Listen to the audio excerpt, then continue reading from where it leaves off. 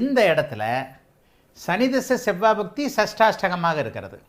சுக்கிர திசையில் செவ்வாய் புக்தி 5, 9ஆக இருக்கிறது. புதன் புக்தியில் புதனில் 5, 9ஆக இருக்கிறது.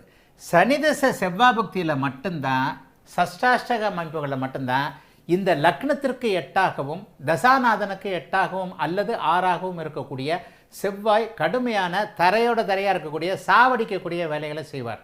ஆனால் இந்த இடத்துல சுக்கிரனுக்கு இதில் இருக்கும்போது கிரிகிரி காட்டுவார்னா சமாளிக்கக்கூடிய அளவிற்கு பிரச்சனைகள் இருக்கும். ராமதாஸுடைய கேள்வியும் ஒரு நல்ல கேள்வி. லக்னத்திற்கு 8ஆக இருக்கக்கூடிய இந்த செவ்வாய் தசாநாதனுக்கு 5ஆகவோ 9ஆகவோ அல்லது கேந்திர கோணங்களில் வரும் பொழுது இதை எப்படி வேணாலும் எடுத்துக்கோங்க. இப்படி சுக்கிரனாக இருந்தாலும் சரி, சுக்கிரனுக்கு 5 போட்டுக்கிட்டாலும் சரி, இப்படி கேந்திரத்தில் இருந்தாலும் சரி, கோணத்தில் இருந்தாலும் சரி, 9, 12 இருந்தாலும் சரி, சுக்கிரனுக்கு எந்த இடத்துல இருந்தாலும் தசாநாதனுக்கு 8ஆக 6ஆக இந்த செவ்வாய் இல்லாத நிலையில் செவ்வாய் தசாநாதனுக்கு அடங்கித்தான் செய்வார்.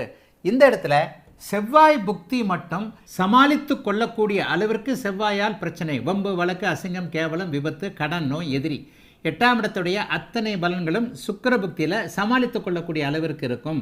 சனி திசையில் சமாளிக்கவே முடியாத அளவுக்கு டெட்டு. லக்னத்திற்கு சனி சஷ்டாஷ்டகமாக இருக்கிறாரு. அவர் வாழ்க்கையிலேயே துன்பத்தின் உச்சகட்டம், விபத்தில் மரணமே அடைகிறது. அப்போ சுக்கிர திசையில் விபத்து அடிபடும், உயிர் பழிச்சுக்குவார். சனி திசையில் அடிபடும், இறந்து போவார். அதுதான் அந்த லக்னத்திற்கு 8, தசாவுக்கு 6, 8. லக்னத்திற்கு 8, தசாவிற்கு 5, 9.